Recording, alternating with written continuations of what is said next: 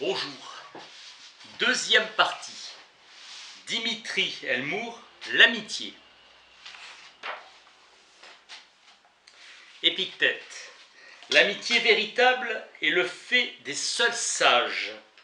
Et toute amitié qui n'est pas fondée sur la sagesse ne peut être qu'une amitié fausse et instable. Une certaine conception de la volonté. L'amitié ne peut être qu'intéressée, utilitaire.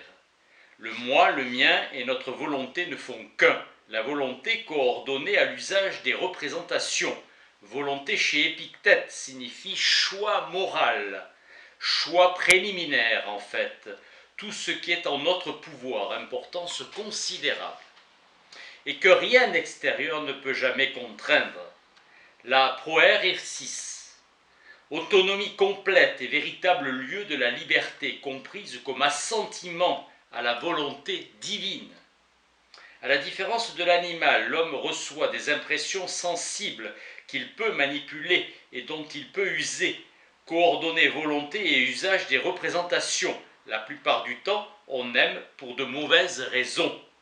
La seule raison d'aimer est la totale subordination de la volonté à un usage correct des représentations. L'amitié des insensés, non sages, n'a aucune valeur.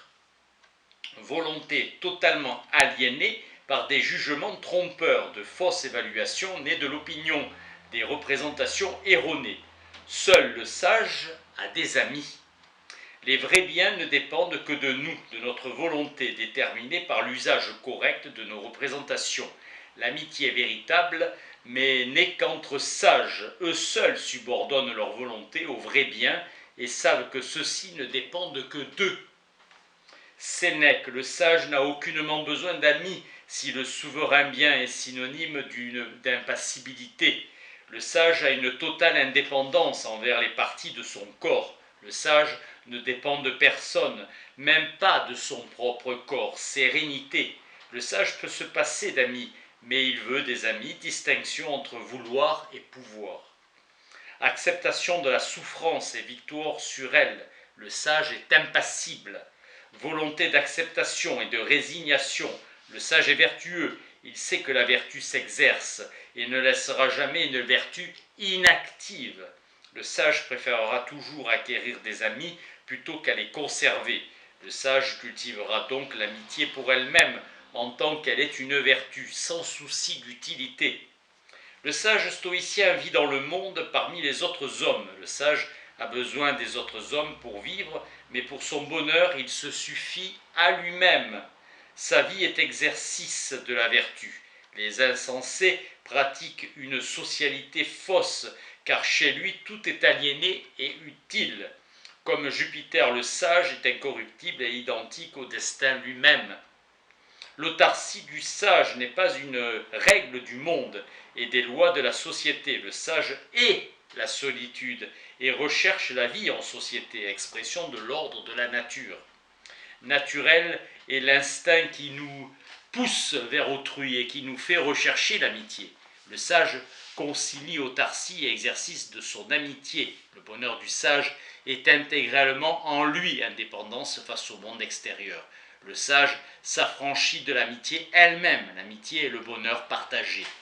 Soren Kierkegaard, l'amitié est un concept païen. Dans les œuvres de l'amour, tu aimeras ton prochain comme toi-même. Il identifie la morale à la religion, sévère critique de l'amitié. Le seul amour authentique est celui de l'amour chrétien des Écritures. Antique Eros contre agapé chrétienne, Dieu est amour. Impératif chrétien, aimer autrui. Il est impossible de vivre sans faire le choix entre amour chrétien et amour humain. Le poète développe une théorie de l'amour et de l'amitié, puissance de l'éros, permettant à l'homme de se diviniser. Le chrétien, lui, est le seul à aimer selon l'esprit d'un amour qui repose sur la prise en compte totale de l'autre comme prochain. Choix existentiel. Le christianisme a détruit l'amitié et l'amour tel qu'on le concevait lors du paganisme. Il prône un amour supérieur à ses sentiments humains, il prône un amour qui les exclut, supériorité du sentiment authentiquement moral, immoral païenne. Il n'y a nulle obligation d'aimer qui que ce soit, Les devoirs sont après. L'amour chrétien est tout entier avant même l'apparition de l'ami, philos ou amicus. Amitié authentiquement morale, l'ami est une sélection et c'est cela que rejette Kierkegaard. Le prochain, au contraire, c'est tout le monde, n'importe qui, ici et partout. L'amour d'un seul devient l'amour de tous, ne dépend pas d'une quelconque inclination, aucune distinction exclusive. L'amour chrétien a pour essence une extension infinie, car l'impératif qui lui ordonne d'aimer lui commande en même temps d'aimer tous les hommes. Passion de la prédilection, exclusion de tous au profit d'un seul. Cette analyse reprend à son compte l'alternative traditionnelle entre égoïsme et altruisme. L'ami est un autre soi. Kierkegaard critique une vertu reconnue comme telle et en substitue une autre, altruiste, considérant véritablement l'autre comme autre, comme toi, et non comme médiation de l'amour de soi. L'ami n'est donc jamais qu'un miroir par lequel on se flatte, le prochain seul est l'autre. Ainsi le prochain apparaît comme étant essentiellement l'égal. L'égal est celui qu'on aime de la même façon qu'on aime toute autre personne. La seule égalité pertinente étant l'égalité de rapport de chaque homme avec tout autre devant Dieu. Il ne reste plus rien de l'amitié et c'est sa grande force. Oser affronter une difficulté que tout penseur chrétien doit se poser, compatibilité entre ami et prochain. L'impératif tu dois aimer fait de l'amitié finalement une vertu essentielle. Saint Thomas d'Aquin, l'amitié comme modèle de la charité, c'est dans les lois et les propriétés de l'amitié que se trouve la charité, relation entre l'homme et Dieu dans le cadre d'une théorie de la grâce.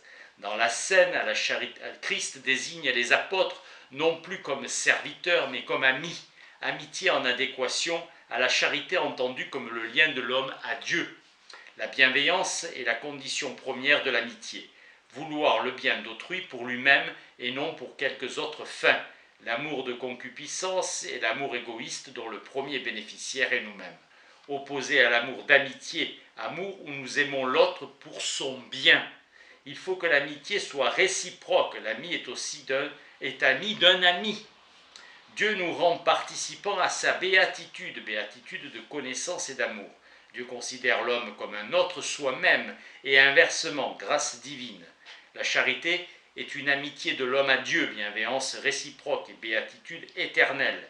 La charité est l'amitié parfaite. L'amitié terrestre ne met en partage que des biens finis. Dieu, en revanche, nous donne part à l'absolu du bien et de la perfection.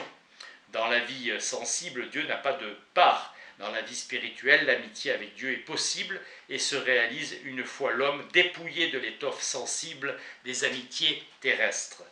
Ainsi, on peut aimer jusqu'à ses ennemis, car ils seront aimés non pour eux-mêmes, ce qui est impensable, mais pour Dieu. Aimant Dieu de notre amitié de charité, nous devons aimer tous nos amours.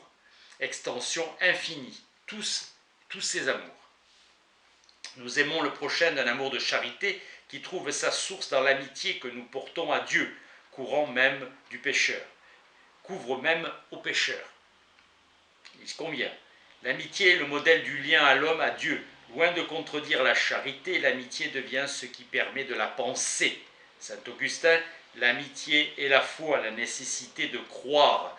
La véritable amitié est celle dont vous formez le lien entre personnes unies à vous par cette charité qui répand en nos cœurs l'Esprit Saint qui nous a été donné. La vérité de l'amitié ne se donne qu'en Dieu, car l'autre est vu en pleine lumière.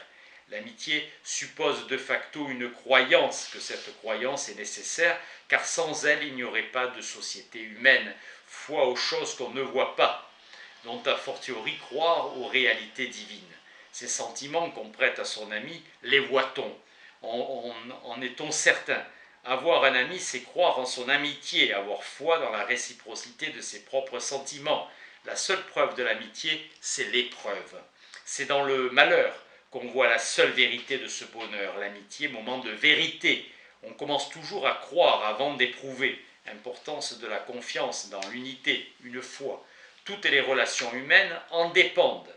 La foi est inhérente au lien humain, le contraire est impossible. L'amitié est donc par essence un risque qu'on doit prendre, car on ne peut refuser d'aimer. La confiance donne à l'amitié sa perfection propre, celle du risque et du don, celle d'un abandon à l'autre, la foi à son regard propre, qui est un avec l'amour. Les jeux de l'amour propre et de la charité désirent d'être aimé et estimé par autrui. L'amour propre est la conséquence directe de notre humanité déclarée par le péché, le ménagement réciproque des intérêts égoïstes. Et donc le premier ressort du lien social. La seule solution est l'exil de la retraite monastique. L'homme rempli de Dieu, seul peut être authentiquement moral, sinon pratiquer envers autrui une civilité qui puisse nous rapprocher de Dieu, la civilité chrétienne. L'honnête homme est le miroir de la charité. Le saint opte pour la solitude et l'autre est absent, mais présent par la médiation de Dieu. Entre les deux existe un espace subtil, un idéal chrétien. Inscrire de devoirs de charité au sein de la civilité. Saint Augustin n'a-t-il pas cultivé les amitiés mondaines?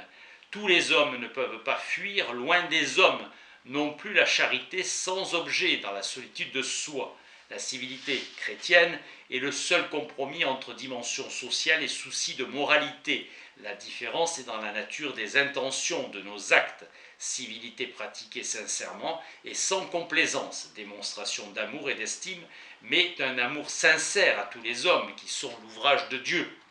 Il s'agit d'une christianisation du comportement social, non plus l'intérêt égoïste, mais le souci charitable de l'autre, convergence du social et du spirituel, du laïque et du chrétien.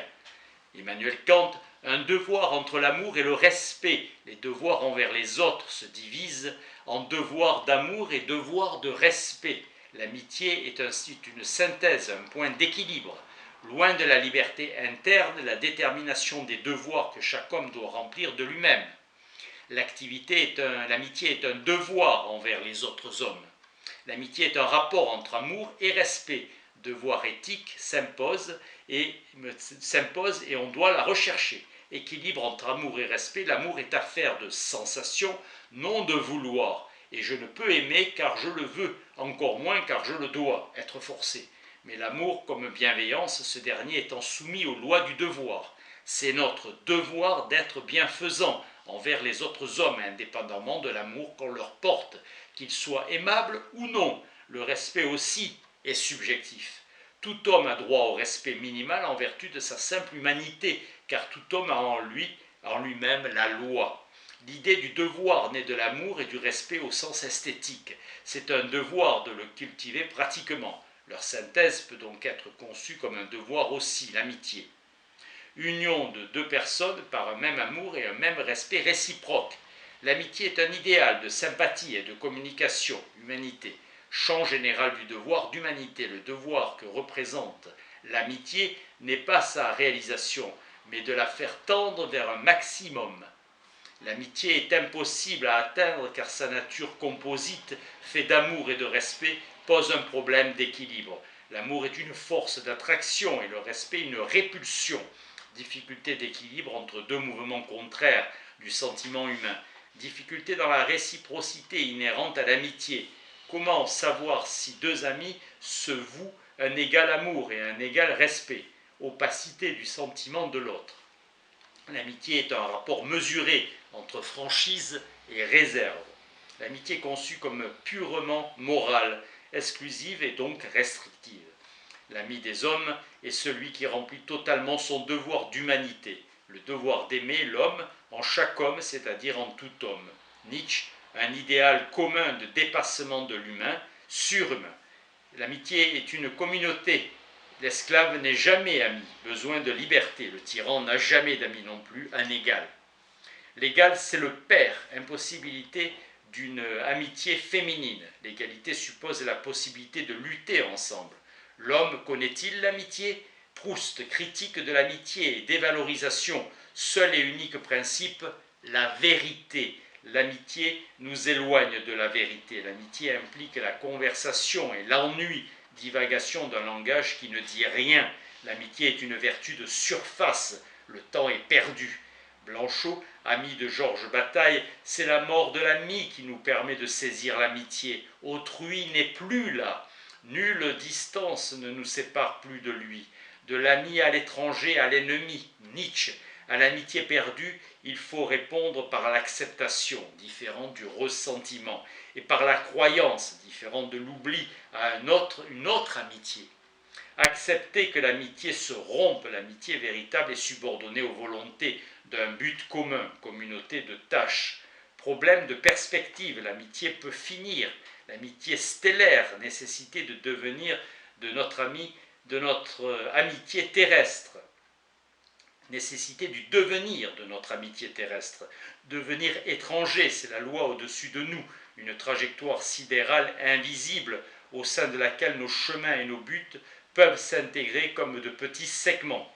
Élevons-nous à cette pensée et vénérons-nous, Eros, Philia et Agapé, Caritas, amour que le christianisme exalte, l'amour que Jésus-Christ incarne. L'Agapé définit Dieu lui-même. Dieu est amour. Le narcissisme a été introduit non pas par Freud, mais par Ellis en 1898. Auto-érotisme, toute forme d'amour excessif de soi. Narcisse tomba amoureux de son reflet dans l'eau. Sympathia désigne l'interaction et la connexion de toutes choses dans l'univers, le monde stoïcien. Toutes les parties sont liées entre elles. Merci.